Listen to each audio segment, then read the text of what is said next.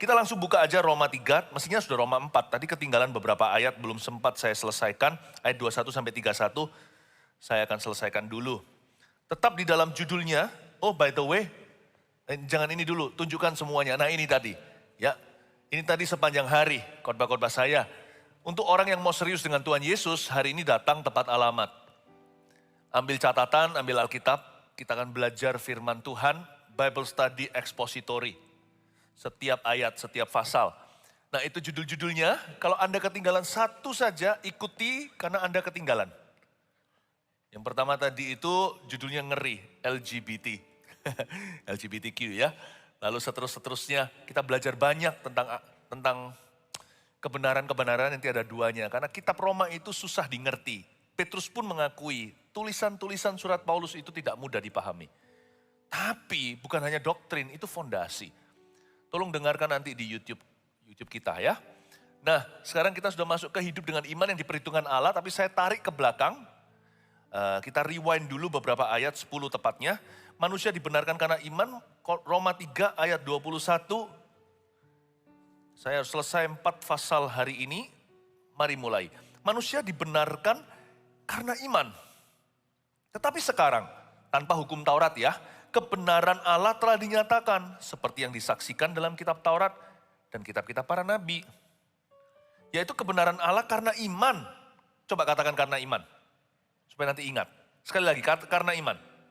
Ingat ya, kebenaran Allah itu karena iman. Dalam Yesus Kristus bagi semua orang yang percaya. Sebab tidak ada perbedaan. Karena semua orang telah berbuat dosa dan telah kehilangan kemuliaan Allah. Dan oleh kasih karunia telah dibenarkan dengan cuma-cuma karena penebusan dalam Kristus Yesus. Saya baca terus. Kristus Yesus telah ditentukan Allah menjadi jalan pendamaian karena iman dalam darahnya. Itulah keselamatan kita, lahir baru aliasnya.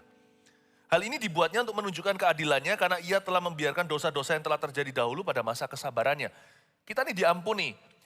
Atau bahasa sehari-harinya anak kecil di sini difuri sama Tuhan Yesus. Yang dulu-dulu ya sudahlah. Wang liao ta, udah lupakanlah. Ya. Tapi setelah kita lahir baru, kita mesti membangun suatu karir, bukan profesi, bukan ministry, tetapi sebuah kehidupan yang namanya kehidupan dengan iman. Ya, live by faith, to live by faith. Oke, kita lanjutkan ayat 26. Maksudnya ialah untuk menunjukkan keadilannya pada masa ini supaya nyata bahwa ia benar dan juga membenarkan orang yang percaya kepada Yesus. Berhenti di situ dulu, saya jelaskan.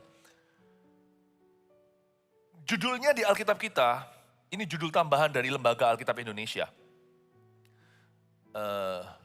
Surat aslinya tidak ada ini, tapi ditambahkan supaya kita ada perikop-perikop yang mudah diikuti. Manusia dibenarkan karena iman. Karena memang bicara soal iman melulu sih.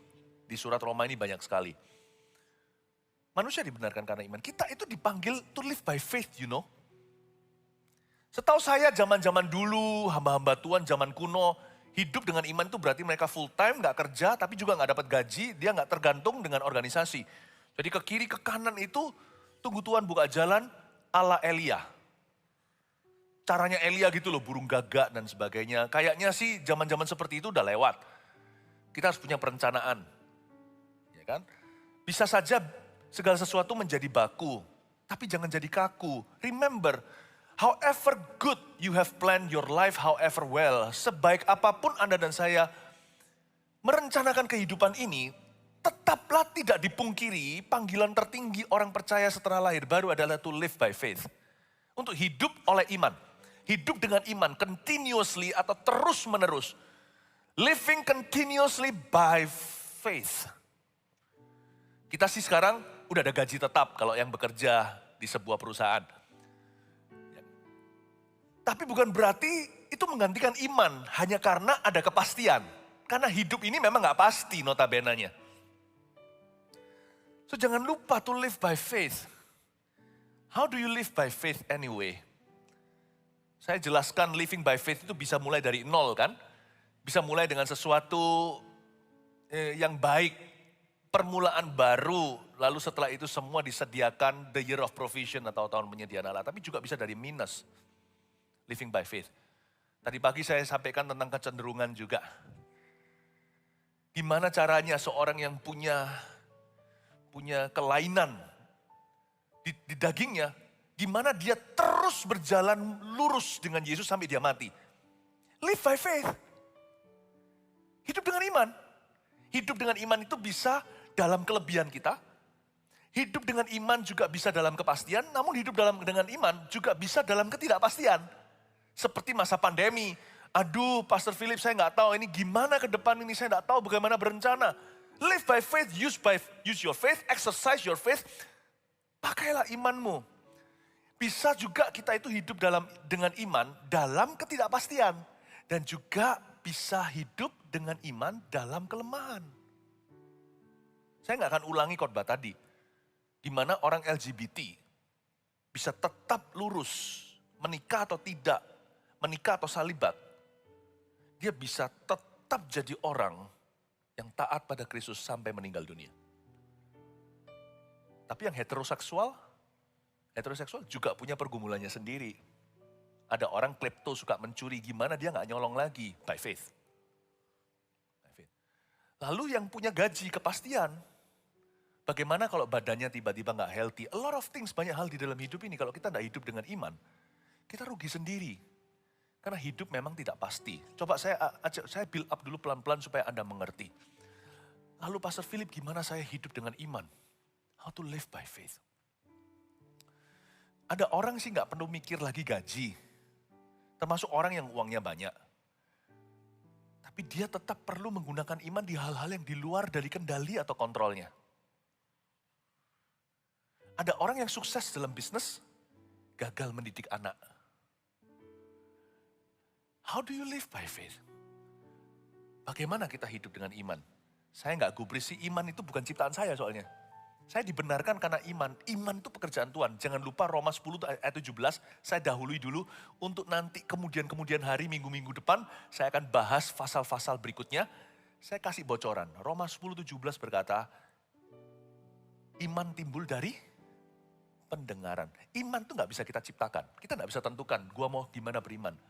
Orang yang hidup dengan iman, berarti orang itu harus hidup dengar-dengaran. Jadi saya itu nggak terlalu ambil pusing. Tugas saya hanya buka kuping. Hidup saya 29 tahun ini hidup by faith. Meskipun dulu waktu saya masih sekolah, ya kan, sebagai hamba Tuhan pendeta, saya nggak mau bergantung sama papa, saya belum bekerja, saya hidup by faith itu sampai kepada, dari sini saya terbang ke sana pelayanan itu, dengan iman nanti saya akan dapat dananya, karena saya nggak minta-minta, meskipun papa orang tua saya mampu memberikan. Saya juga nggak mungkin proposal-proposal. Tuhan panggil saya sebagai seorang full time, sebelum saya full time beneran di satu tempat, saya mengembara seperti nabi. Tapi sekarang itu bukan konteks saya lagi. Saya punya penghasilan yang tetap fixed income. Saya harus bertanggung jawab dengan itu. Saya bertanggung jawab. Namun demikian, ada banyak hal lainnya. Di mana saya diizinkan Tuhan meraba, tidak tahu bagaimana nextnya apa. Konteks imannya bisa beda-beda. Tetapi latihan imannya tetap sama, paham maksud saya? Saya tidak lagi seperti dulu. Kalau saya masih seperti dulu berarti kemunduran. Berarti saya tidak mengelola. Berarti saya tidak mengelola talenta. Berarti saya nggak tertib orangnya. Konteksnya bisa berubah-ubah. Latihan iman itu so pasti nggak bisa diapa-apakan. Karena kita itu orang benar akan hidup oleh imannya. Lalu gimana caranya kita beriman pada Tuhan? Gampang, whatever konteksnya, apapun konteksnya, ini caranya, ini jalannya. Hidup oleh iman itu, di ayat yang ke-21 tadi bunyinya, tetapi sekarang tanpa hukum Taurat, kebenaran Allah telah dinyatakan. Judul LAI begini, manusia dibenarkan karena iman. Berarti orang yang hidup dengan iman, whoever lives by faith, harus dengar-dengaran. Saya tidak tentukan iman saya sendiri. Apa yang Tuhan katakan hari ini, Tuhan sedang memberi saya puzzle untuk iman besar saya. Tugas saya hanyalah taat selangkah demi selangkah, seolah-olah saya di sebuah rimba, tidak tahu jalan keluar. Saya hanya ikuti aja jejak-jejak remah-remah roti. Nanti hidup saya akan sampai ke tujuannya. Makanya itu tidak ada orang yang imannya langsung gede, itu nggak ada. Dia harus ikuti Yesus sehari demi sehari, selangkah demi selangkah. Kalau Tuhan tidak berbicara, matilah gua. Maksud saya, 29 tahun ini hidupku hanya berisi from faith to faith. From faith to faith itu berarti from hearing to next hearing. Nah celakanya kalau besok Tuhan tidak berbicara kepada saya lagi, disitulah saya mati. Saya bisa aja tetap bekerja tapi kehilangan makna. Saya bisa lanjutkan hidup ini tapi kehabisan misi. Karena makna dan tujuan, maksud ilahi, rencana Allah itu datangnya dari atas, bukan dari rancangan manusia. Kita bisa bekerja sukses lalu kita berkata so what, next apa? Itu hanya suara Tuhan yang akan menuntun kita. Untungnya Tuhanku tidak bisu. Saya tahu besok hari He will speak anew. Dia akan bicara kepada saya. Saya tahu isi Alkitab saya sudah baca berkali-kali. Tetapi pasti akan ada ayat baru yang berbicara melompat di pada saya. Dan itu menjadi the next clue. Itulah sebabnya kalau ikut Yesus itu nggak boleh jangka panjang saja. Harus jarak dekat. Nggak boleh satu firman forever untuk saya mati. Dari firman ke firman, dari dengar ke dengar, dari pendengaran pertama ke the next hearing atau pendengaran berikutnya, di situ imanku dibentuk, di situ hidupku dituntun, di situ pasal besarnya saya akan kelihatan suatu hari kelak. Makanya itu jangan pernah remehkan kalau Tuhan berkata, bersyukurlah. Ada hubungannya apa itu dengan rencana Allah dalam hidupku? Itu next clue. Anda hilang itu, enggak tahu roti berikutnya di mana Anda bisa tersesat di rimba. Every small word of God leads you to the big plan. Setiap firman kecil dari Tuhan, nggak ada yang iseng. Tuhan tuh nggak punya remah. Kalau Tuhan kasih sedikit ibrit-ibrit, kasih crumbs dalam bahasa Inggrisnya atau remah-remah saja, itu memberimu jejak kakinya atau footprints on the sand. Itu seperti jejak kaki di atas pasir. Kalau Anda hilang satu, berikutnya Anda nggak tahu ke arah mana. Itulah sebabnya anak Tuhan harus mendengar suara kecilnya Roh Kudus. Karena hidup oleh iman tidak memungkinkan kalau Anda tidak mendengar suara kecilnya Tuhan. Karena hidup dengan iman itu bukan suara besar dari Sinai. Demikianlah firman Tuhan. Dia biasanya terdiri dari suara-suara kecil yang menuntunmu dari satu ke berikutnya. Ketika Tuhan suruh Anda mengampuni. Jangan berkata, apa hubungannya nih dengan pekerjaanku? God is training you to live by faith. Don't miss his small clues. Jangan kelewatan petanda-petanda kecilnya Tuhan. Jangan minta tanda besar langsung seperti orang Farisi ahli Taurat. Hai kau yang mengaku dirimu anak Allah atau Mesias, buktikan bahwa engkau dari atas. Tuhan berkata, aku tidak kasih kamu bukti apa-apa kalau kamu mintanya langsung besar. Kamu hanya dapat satu bukti besar, yaitu seperti tanda Yunus. Aku akan pada hari ketiga bangkit. Tetapi dombaku akan dengar suaraku. Orang yang berkata, I live by faith, tapi tidak mau mendengarkan Tuhan setiap little clues. Orang itu berdusta atau berbohong. He doesn't know a thing about faith. My faith isn't built overnight. Imanku tidak dibangun semalam. Imanku dibangun 29 tahun. Ngikuti ibrit-ibrit kecil-kecilnya kaki Tuhan Yesus. Kadang-kadang gak seluruh tapak kakinya kelihatan, hanya jempolnya. Kadang-kadang hanya kelingking kakinya. Tapi saya harus mengikuti tanda-tanda dari Tuhan. Dan itu menuntun saya, Roma 1:16. From faith to faith. Aku punya keyakinan kokoh akan Injil. Injil itu kekuatan Allah untuk menyelamatkan. Dan dia menuntun orang dari iman pada iman. Pertama orang Yahudi, lalu orang Yunani. It is leading you somewhere. Never undermine small signs from God. Jangan pernah anggap enteng tanda kecil dari Tuhan Yesus. Kadang-kadang Tuhan bicara lewat pemimpin rohanimu. Sesuatu yang bukan di dalam hukum Taurat, tetapi yang di dalam firman Allah. Sometimes God is giving you clues. Responi itu. Karena kalau kita fail itu, kita gak akan ketemu SMA-nya Tuhan. Tapi Tuhan tuh gak gini loh. Sekali gagal, bye-bye sudah. Hilang kompas. Enggak, Tuhan tuh memberi kesempatan kedua. Tuhan itu selalu berbicara berkali-kali. Tapi jangan harapkan dia berbicara terus-menerus. Dia ngetuk pintu, tapi dia tidak forever akan knock-knock-knock. Itulah sebabnya jikalau hari ini Tuhan berbicara kepadamu, kata Ibrani, jangan keraskan hatimu seperti di Mara dan Meriba. Jikalau Allah berbicara, buka hati. Wahyu katakan, hendaklah siapa bertelinga mendengarkan apa yang roh hendak katakan pada jemaat-jemaat. Bukan roh katakan pada gereja loh, kepada jemaat-jemaat. The Holy Spirit in this church is speaking to you personally. Hanya kita lebih suka suara dari mulut Nabi. Kita lebih suka didoakan, tapi kita jarang atau lebih malas atau kadang-kadang kurang pede aja untuk mendengar sendiri. Padahal salah satu keindahan hidup iman umat Tuhan adalah mendengar suara Tuhan sendiri. Ada suara Tuhan besar ketika diberikan, disampaikan seperti visi bersama. Visi tahunan atau misi kita bersama dan sebagainya. Tapi Tuhan juga mau melatih tanganmu untuk berperang. Tuhan ingin terlibat dalam kehidupan setiap jemaat. Hendaklah siapa bertelinga mendengarkan apa yang roh hendak katakan pada jemaat-jemaat. Majemuk itu berarti everybody. God wants to speak to you. Cuman bagi kita hanya kita merasa that's too small. Apakah ini suara Tuhan? Latihlah dirimu beribadah. Itu bukan kebaktian. Latihlah dirimu untuk mendengarkan suaranya. Tuhan melatih Anda untuk hidup beriman. Dan hidup beriman itu berarti mendengar. Karena di Alkitab dikatakan di ayat 21, tetapi sekarang tanpa hukum Taurat, kebenaran Allah telah dinyatakan. I love that, kebenaran Allah telah dinyatakan. Itu namanya the revealed will of God. Atau kehendaknya yang dinyatakan. Kita bisa baca logos sampai ngelontok semua, kita tidak akan dengar apa-apa kalau hati kita nggak terbuka. Meskipun ini firman Allah, tetapi yang kita butuhkan adalah rema. Dari firman yang ada. Tapi jangan ngeroh ya, kalau tidak ada fondasinya. Jangan-jangan membangun rumah di atas dasar pasir. Tidak ada fondasi, tidak ada fundamentalnya, nanti jadi tersesat.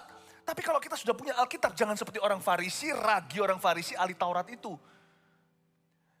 Dia menghampiri Alkitabnya, dibaca, dikuasai, jadi pengetahuan, tapi tidak mendekati pribadi Alkitab itu, the person of Jesus Christ.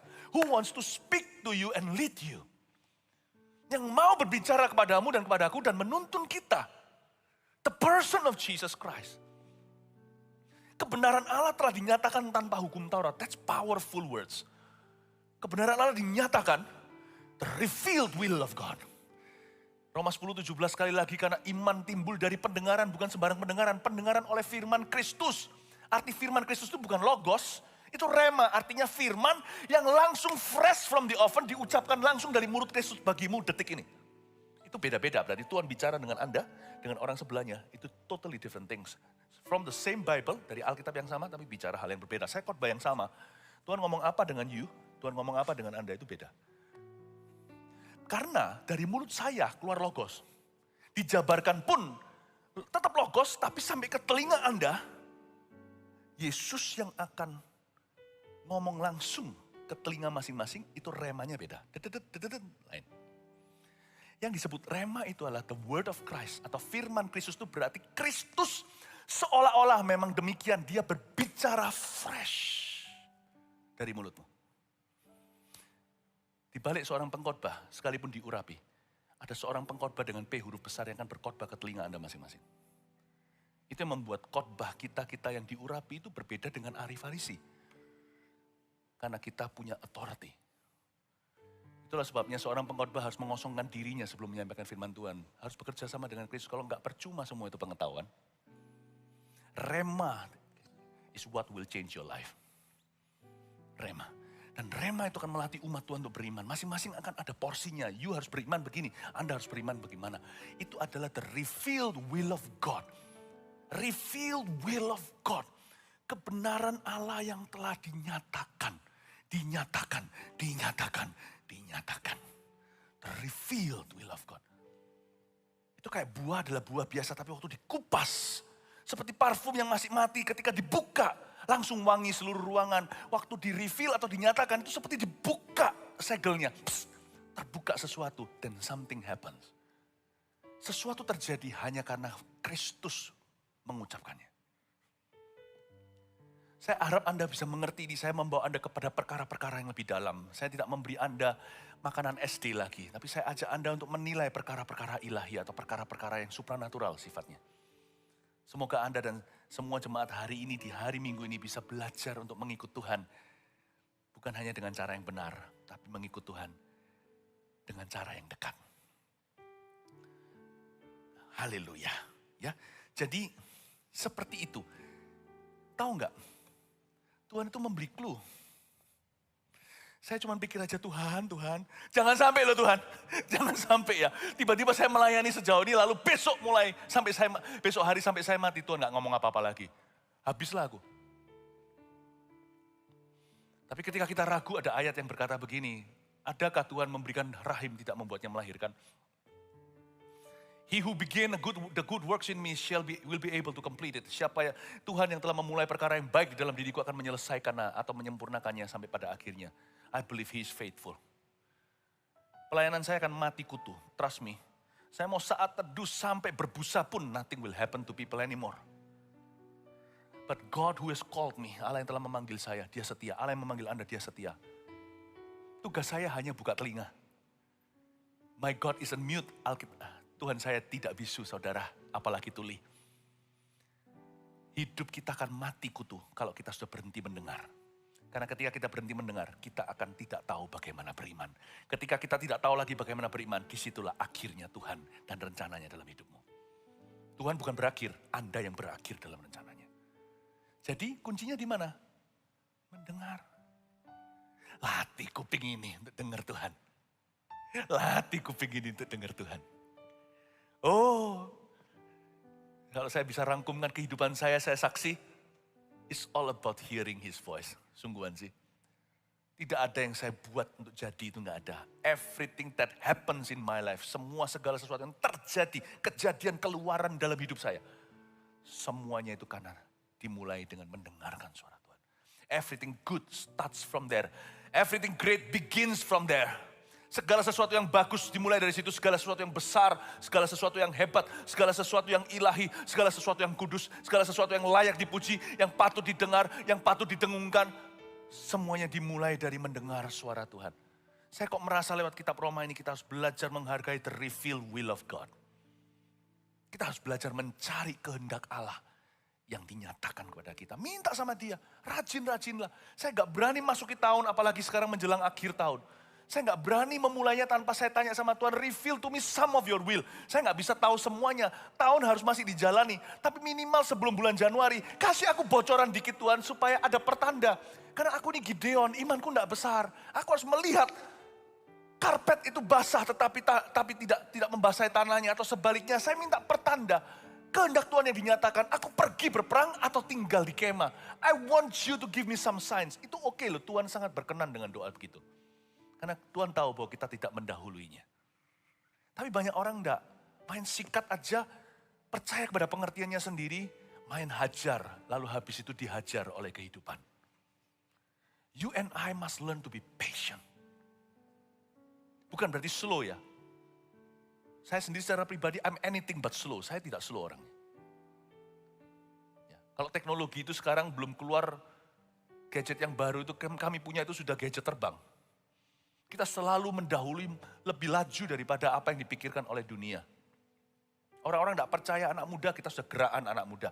Orang-orang masih melayani anak-anak muda, kita sudah garap pelayanan anak dengan sungguh-sungguh. We're not slow, but we are patient. Orang patient, orang sabar itu tidak tentu slow. Orang sabar itu precise.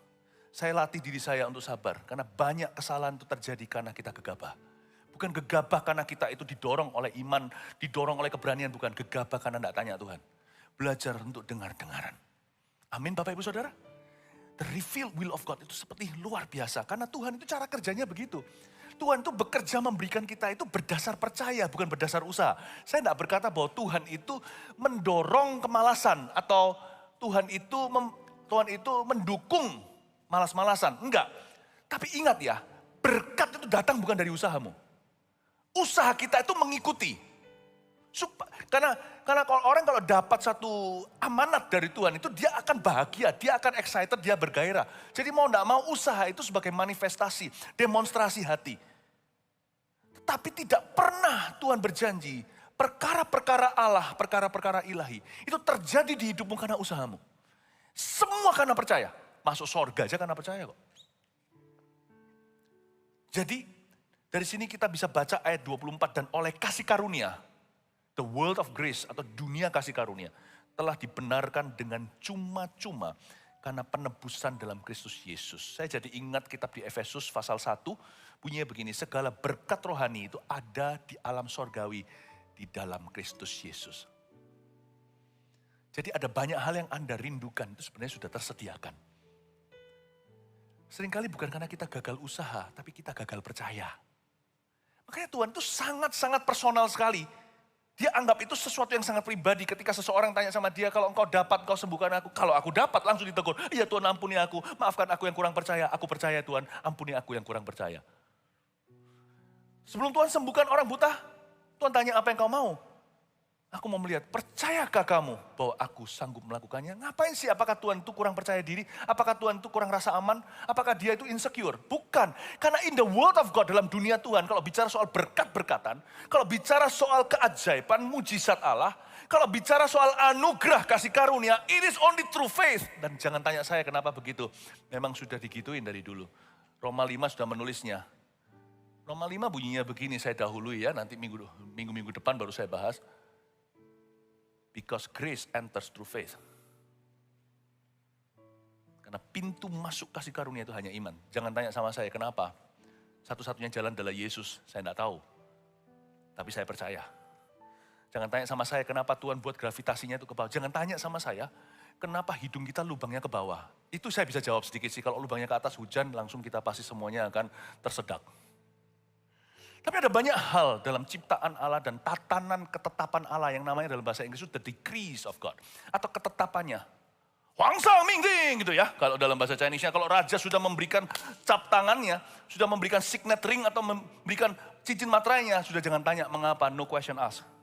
The King of Kings says, it is through faith that grace enters. Titik. Don't debate. Raja di atas segala raja berkata, hanya lewat iman. Hanya lewat iman. In the world of God. Ya. Semua sudah ada di Efesus dikatakan sudah disediakan. Jadi supaya Anda tahu, bukan berarti kita malas, kita berdoa doang, enggak bekerja. Enggak. Ini tidak menghapus usaha manusia. Usaha manusia itu follow up. Tapi bukan kuncinya. Pahami dulu. Taat dan setia itu adalah panggilan orang Kristen. Tapi kita menjadi anak Tuhan bukan karena taat dulu, karena kita dahulu berdosa. Tapi karena kita percaya dan dibasuh. Masuknya kasih karunia itu through faith only. Makanya itu kata ini luar biasa ayat 24. Dan oleh kasih karunia, by grace. Baik itu provision, persediaan atau apapun juga dalam keluarga Anda. Kenapa banyak orang tidak tergerak untuk memimpin seorang keluarganya yang belum kenal Tuhan untuk segera terima Tuhan. Karena dia sendiri gak percaya papanya bisa. Kalau orang yang percaya pasti melangkah. Gak mungkin bisa. Dia diam diri, tangan kakinya pasti terangkat semua. Sebab orang yang percaya itu memenuhi jiwa. Jadi kemungkinan bukan karena orang itu tidak taat, tapi orang itu tidak percaya. Sebab orang yang percaya pasti mudah taat. Jadi seringkali ada berkat tertentu yang missing in your life. Bukan karena kita belum mengusahakannya. But because we do not have the right faith for it. Nah, punya iman untuk itu. Dan oleh kasih karunia telah dibenarkan. Telah loh ya, bukan akan. Berarti sudah disediakan. Efesus betul. Semua itu sudah ada dalam alam sorgawi in Jesus Christ. Dan oleh kasih karunia telah dibenarkan dengan cuma-cuma. Kata cuma-cuma itu catat. Cuma-cuma itu dalam bahasa Yunaninya itu dorean. Bukan Doraemon ya. Dorean. Dorean itu artinya free, totally free. Bahkan tidak diobral. Tidak pernah akan ada papan tulisannya for sale. On sale. Bedanya for sale itu untuk dijual, on sale itu berarti obral. Enggak kan? Karena dikatakan yang dimaksud dorean cuma-cuma di sini adalah totally free. Bayangin, banyak orang Kristen yang harusnya bisa dapat sesuatu yang free, mereka milih antri. Saya enggak ngomong gini sekali lagi, saya harus ulang-ulangi. Bukan berarti kita malas-malasan, iman tanpa perbuatan, enggak ya. Tapi banyak di antara kita tidak kembangkan kardiovaskular yang bisa mendatangkan berkat-berkat Kristus di sorga. Itu karena kita gagal untuk pupuk percaya kita. Because you do not believe. Yesus berkali-kali lo tanya, do you believe that I can do this? Yang Yesus keluhkan adalah, hai kau yang kecil imanmu. Ketika mereka tidak bisa mengusir setan, Yesus berkata, karena jenis ini hanya bisa diusir dengan doa dan puasa. Lalu Tuhan berkata seperti ini, jika engkau punya iman sebesar biji sesawi aja, engkau bisa berkata kepada gunung ini beranjaklah. Yesus terus serbu di area percaya. Terus serbu di area itu. Do you trust me or not? Do you know that the greatest relationship we can have with God is a believing one? Hubungan yang paling indah yang kita bisa miliki dengan Tuhan adalah hubungan percaya. Dan kita punya seorang Tuhan yang memanggil kita dan kita punya seorang Tuhan yang ingin dipercayai. Saya ngomong gini seolah-olah dalam term manusia, kayaknya Tuhan itu insecure ya. Kayaknya Tuhan itu butuh pengakuan. Enggak. Memang di dalam dunianya, kalau dia dipercaya yang untung adalah Anda dan saya, bukan dia. Sebab Tuhan tidak mendapatkan nilai plus memiliki kita. Malah dia dapat tugas tambahan. Udah mati lagi, sudah mati masih mau dibunuh lagi sama banyak kita hari ini. Kalau saya ngomong gitu bukan dalam term manusia, pahami dalam dunia Allah. Jangan Tuhan selalu melulu suruh cocokkan dengan kita yang harus cocokkan sama dia. Tahu nggak in the world of God, dalam dunianya Tuhan. Dalam alam rohani yang nggak kelihatan, Tuhan tahu dengan mempercayai. Kita akan berjalan di atas air itu. Salah satu permintaan yang paling konyol dan silly. If it is you, kalau itu engkau, suruh aku berjalan di atas air. Kalau saya jadi Tuhan Yesus, saya marah. Kamu kok mencobai saya ya?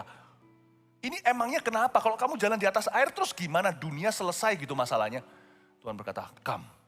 Tuhan itu sangat tersanjung dan senang. Meskipun dia nggak butuh sanjungan kita, malaikat lebih enak suaranya. Kalau nggak percaya, minta salah satu dari kita nyanyi, kan kita tahu malaikat lebih merdu. Saya tunjuk mungkin orang yang tepat ya, yang nggak bisa nyanyi. Tapi Tuhan tersanjung, can you feel it dalam cerita itu? Come to me. Kayak seolah-olah bangga, yes, dari semua 12 rasul cuma satu yang mau mengulurkan tangan dan membangun hubungan percaya dengan aku. We have a God that wants to be believed. Kita punya Allah yang ingin dipercayai. Padahal dia nggak butuh. Bukan karena dia yang membutuhkan, karena dia tahu kalau kita yang mempercayai dia, kita yang benefit. Bukan dalam dunia usaha, karena kata cuma-cuma itu dorean, artinya free, totally free. Tips pun tidak welcome. Jangan coba ngetips Tuhan. Jangan coba-coba. Kata dorean itu bukan a bit cheaper. Atau cheap bahkan, atau murah, enggak. Dia total free, atau you pay forever and you cannot pay me. All or nothing, semua atau tidak sama sekali. Kata dorean itu artinya kamu tak kasih free. Atau kamu bayar seumur hidup gak akan pernah bisa melunasi. Pilih, aku bayar setengah, menghina kamu. Aku bayar sedikit, tak cicil ya, saya kredit, menghina kamu. Kamu ambil atau kamu tolak aku. Itulah alam berkat. Nah saya gak bisa ajarkan ini berapa tahun yang lalu. Karena banyak orang kan serakah, kalau belum punya dapat DNA, culture-nya gereja Mawar Sharon. Padahal gereja kita bukan prosperity, gereja kita itu bukan mengabarkan kemakmuran. Tapi sekarang waktunya saya buka mulut ajarkan next step-nya. Do you know that some of your greatest blessings will come not out of even your perfect obedience. Beberapa berkatmu terbesar nanti akan terjadi bahkan bukan karena ketaatanmu yang sempurna. Just because you believe.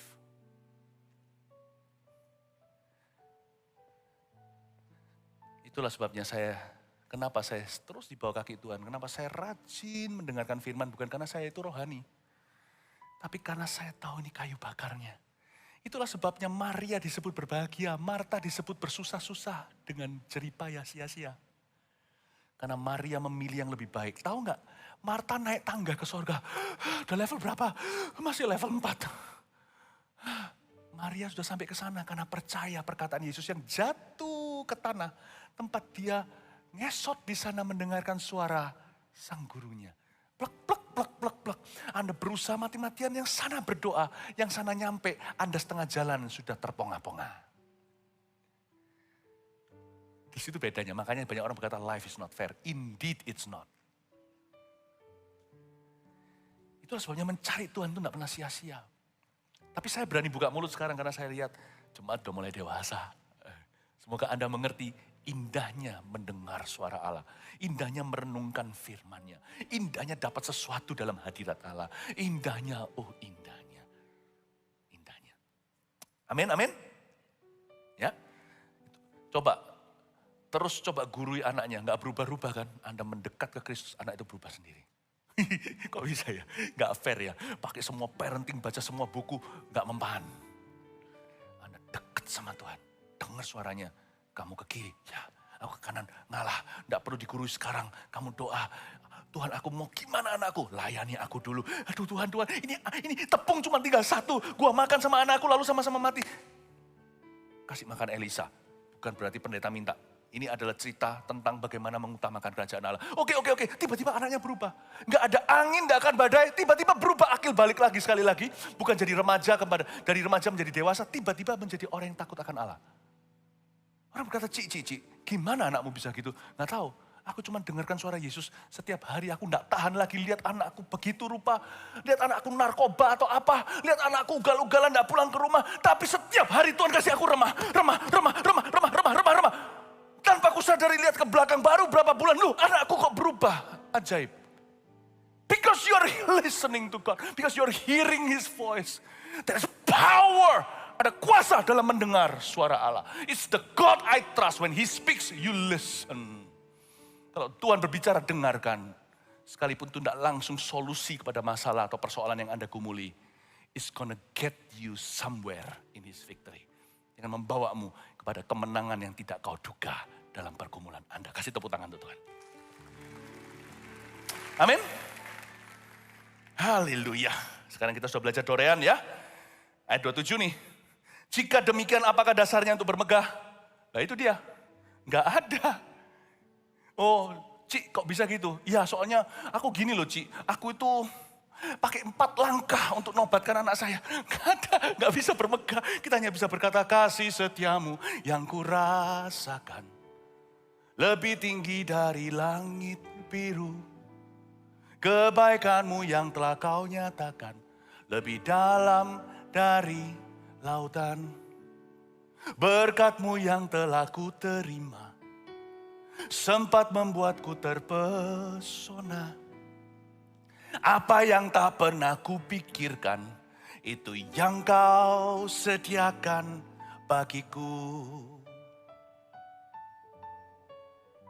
Siapakah aku ini? Tuhan, ini responnya ayat 27, tidak ada berdasar apa. Jadi biji matamu, berdasar perbuatan tidak, melainkan berdasarkan iman. Dengan apakah ku balas Tuhan?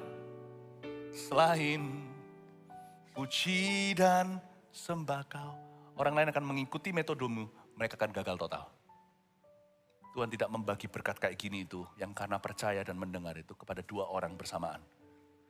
Exclusively just for you. Orang lain niru, nggak bisa jalan di atas air itu. Metode ditiru plek pun tidak ada hasil yang sama. Orang dunia bilang hoki, saya bilang itu berkat. Karena percaya dan mendengar. Oh haleluya. Jika demikian apakah dasarnya untuk bermegah? Tidak ada. Berdasarkan apa? Berdasarkan perbuatan? Tidak. Melainkan berdasarkan iman. Karena kami yakin bahwa manusia dibenarkan karena iman. Dan bukan karena ia melakukan hukum Taurat. Atau adakah Allah hanya Allah orang Yahudi saja?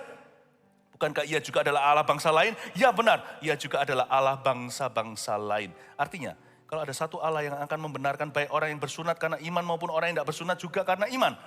Jika demikian, adakah kami membatalkan hukum Taurat karena iman? Sama sekali tidak. Sebaliknya, kami meneguhkannya. Dengan kata lain ayat 31, Paulus berkata, bukan berarti tanpa usaha. Usaha kita follow up.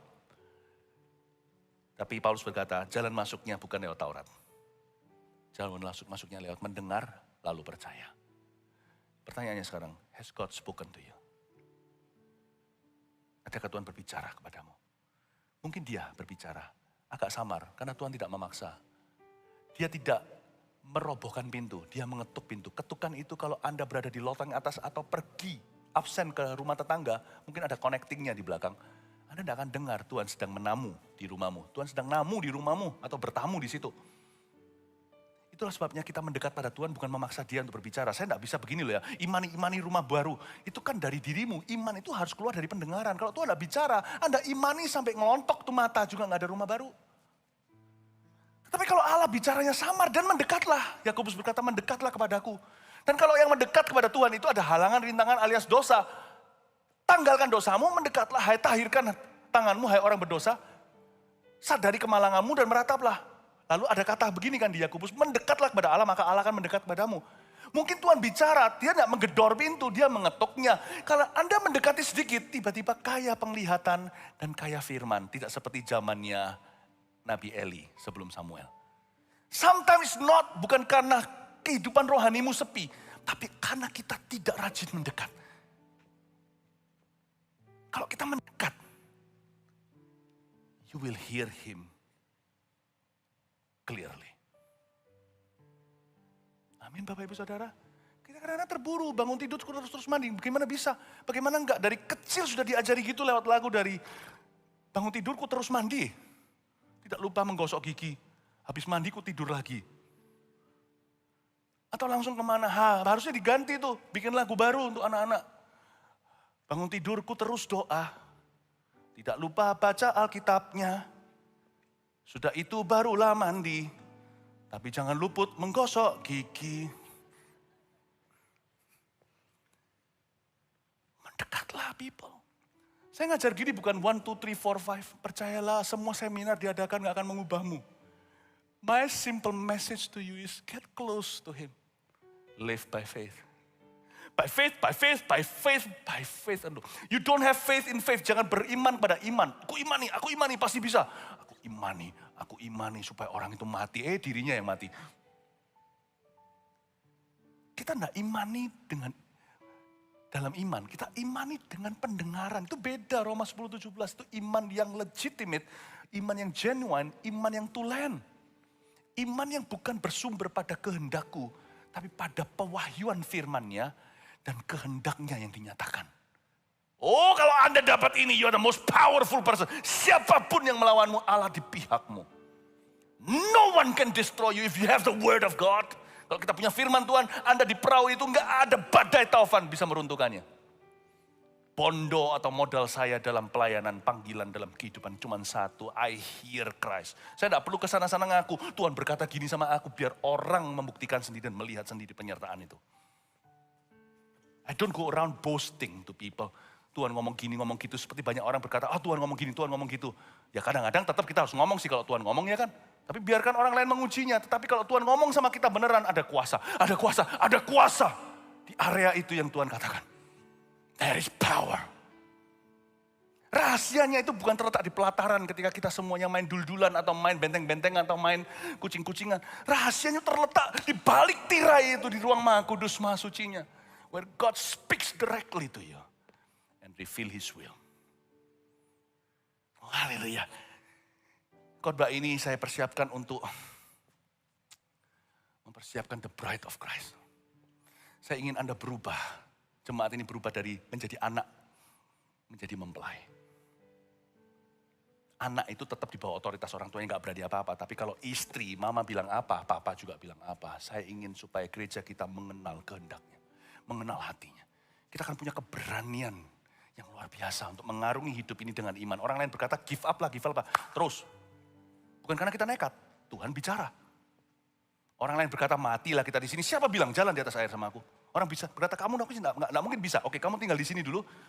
Lalu pungi dia, tunjukkan gimana caranya dilakukan. Supaya orang itu belajar dan kembali berkata, sekarang sudahkah kamu percaya? Bukan orang arogan. Arogan itu kosongan. Teh kosong itu. Ya, itu teh kosong. Tidak ada isinya. Tapi confidence in God. Itu ada firman yang membackupnya. Firman itu tidak bisa dibuat-buat. Karena logos semua sama. Rema itu klaim-klaiman orang. Akan kelihatan penyertaan atau bukan. Saya minta di dalam nama Yesus gereja kita, jemaat kita masing-masing mendengar suara Roh Kudus pada jemaat-jemaat. Supaya Anda mengalami breakthrough atau terobosan. Siapa di sini mau mengalami berkat-berkat Kristus? Jangan malu, jangan minta maaf. Kita juga gak serakah memanipulasi Allah. Tapi kalau itu Anda angkat tangan dan berikan tepuk tangan pada Tuhan. Come on. Haleluya. Dikit lagi ya. Nah, kita sampai ke pasal 4 sekarang. Nah, pasal 4 gimana selesaikannya? Ngomong kanan kirinya Cing Tian Pu Hui Jia. Dengar-dengar katanya rencananya gini, ibadah yang sekarang ini dilanjutkan ibadah jam 7. Ya? Ya, tungguan. Enggak, bercanda ya. Saya yang capek sudah seharian. Kita baca sekarang pasal 4, Abraham dibenarkan karena iman. Jadi apakah yang akan kita katakan tentang Abraham, bapak leluhur jasmani kita? Sebab jikalau Abraham dibenarkan karena perbuatannya, maka ia beroleh dasar untuk bermegah. Tapi tidak di hadapan Allah, kalau dia bisa... kalau dia dibenarkan karena perbuatannya, dia nggak bisa nyanyi lagu tadi, siapakah aku ini jadi biji matamu? Dengan apa aku balas selain memuji dan menyembahmu? Ayat 3, sebab apakah yang dikatakan nas kitab suci? Lalu percayalah Abraham kepada Tuhan, dan Tuhan memperhitungkan hal itu kepadanya sebagai kebenaran. Saya kasih satu lagi bahasa Yunani. Lalu percayalah Abram kepada Tuhan dan Tuhan memperhitungkan hal itu kepadanya sebagai kebenaran. Kata Tuhan memperhitungkan. Memperhitungkan itu dalam bahasa Yunaninya adalah logizomai. Bukan siomainya dimsum. Logizomai. Z-O-M-A-I. Satu kata yang artinya seperti orang transfer uang ke bank. Wiring. I wire to your account, oke? Berapa? 1 miliar? Terus kirim. Jadi bukan sesuatu yang dia usahakan, tapi transferan. Karena Abraham percaya dan meresponi ketika Tuhan berkata, kamu akan menjadi bapak segala bangsa. Umur udah hampir cepek, udah hampir 100, udah mati kutu. Sarah udah jauh lewat menopause. Udah mayat berjalan untuk 2 orang manula. Udah gak bisa menurunkan anak. Umur 40 lebih aja sudah khawatir kok. Kalau hamil umur 50 nanti anaknya gimana, mamanya gimana. Akankah nanti anak saya menjadi special need dan sebagainya. Itu kekhawatiran orang tua. Ini mau 100 loh, Sarah udah 90. Tapi Abraham believe what he heard. Dan dia percaya apa yang dia dengarkan. Boom! Semua keran Tuhan dibuka. Padahal belum kenyataan. Dan kata memperhitungkan itu wiring. Tuhan wire hari ini, beritahu sama tellernya, kirim. Phone banking, kirim segitu. Kirim anak. Belum. Kalau Anda wire-nya hari Sabtu ya tunggu Senin dong. Atau hari Jumat maksud saya, weekend.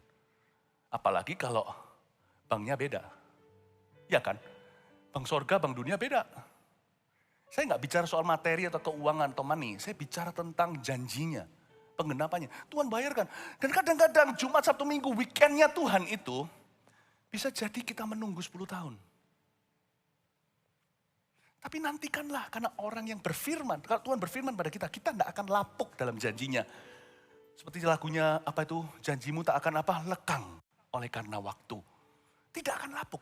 Malah Abraham kata Alkitab dikuatkan, strengthened in his faith. Dia malah jadi awet muda gara-gara. Tahu nggak, saya nggak bisa bayangkan. Abraham itu awet muda. Saya kasih contoh yang kurang baik. Karena dia percaya itu hidupnya jadi perlahan menua. Secara fisik juga terjadi sesuatu pada bapak iman ini. Sarah mati kan? Sarah mati umur 127 kalau nggak salah. Coba dicek lagi kalau salah maafkan saya. Abraham matinya masih 170.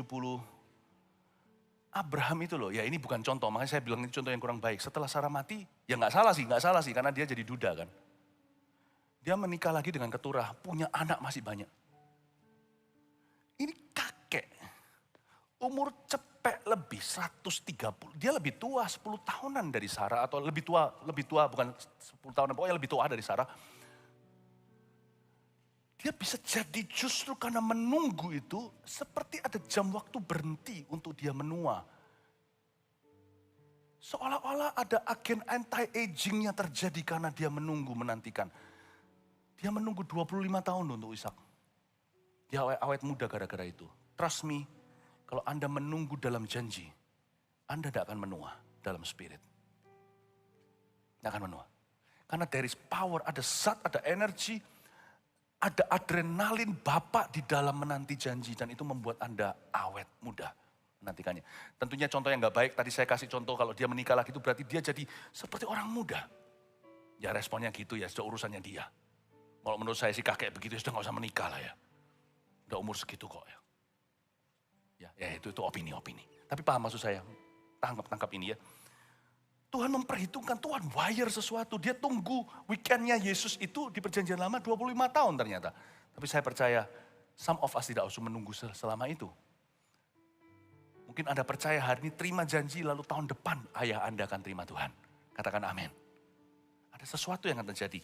Nah kita lanjutkan lagi sedikit ya. Kalau ada orang yang bekerja, upahnya tidak diperhitungkan sebagai hadiah. Tetapi sebagai haknya. Kalau orang kerja ya itu namanya gaji atau salary kan. Tidak perhitungan sebagai hadiah. Kata hadiah di sini kasih karunia. Hadiah di sini artinya grace. Hadiah di sini artinya karis. Kata grace itu kasih karunia itu karis. Kayak karisma. C-H-A-R-I-S, karis. Itu artinya not yours in the first place. It's been mine, I give it to you. I give it to you. Itu karis. Artinya the favor of God. Perkenanan Allah, artinya the goodness of God, kebaikannya, artinya the generosity of God atau kemurahan Allah.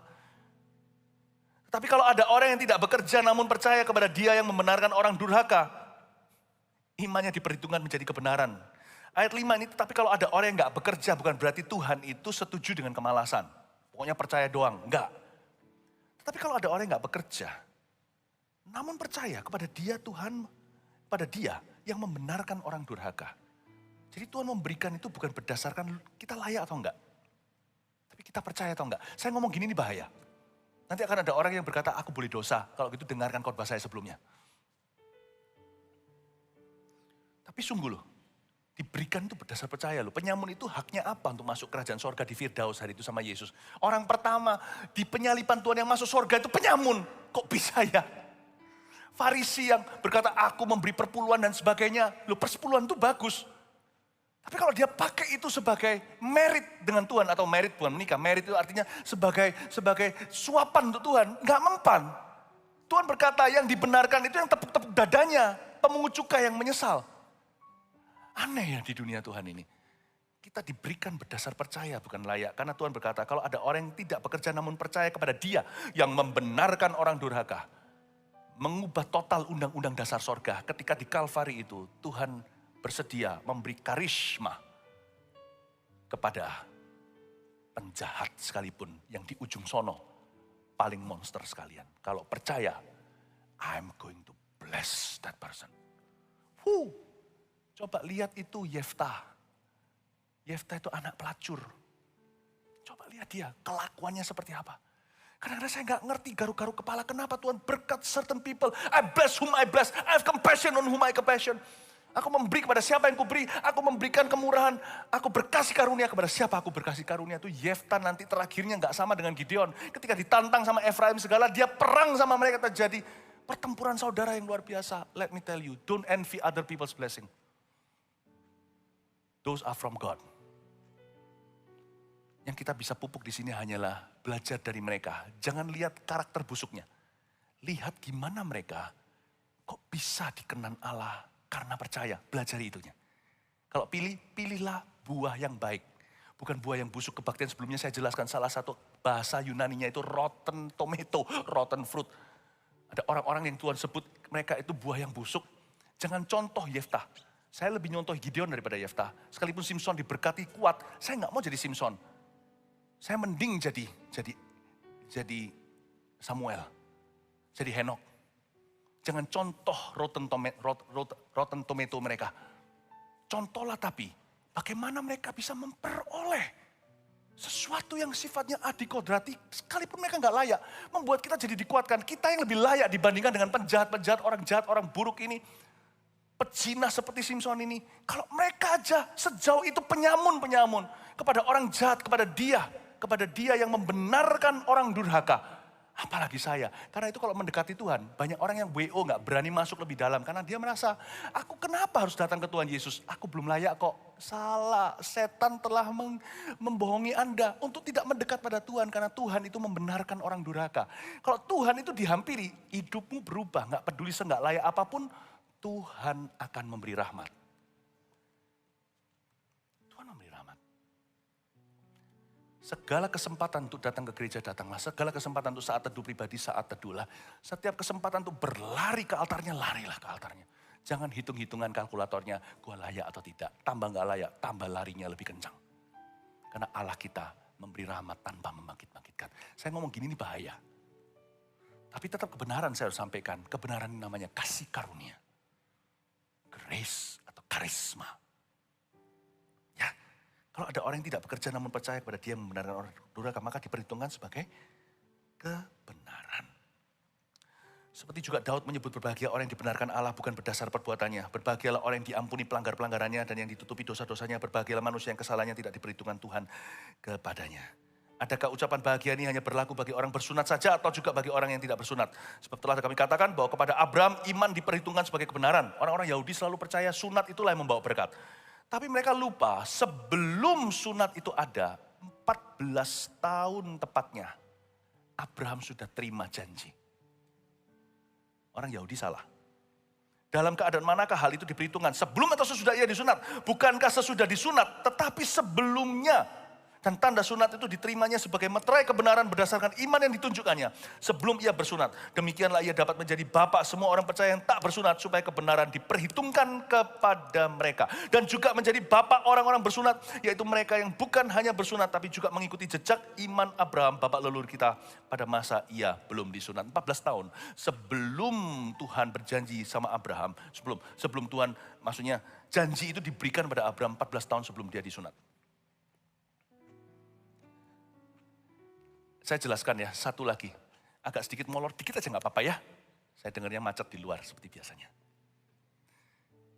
Bedanya antara pegawai yang jitu dengan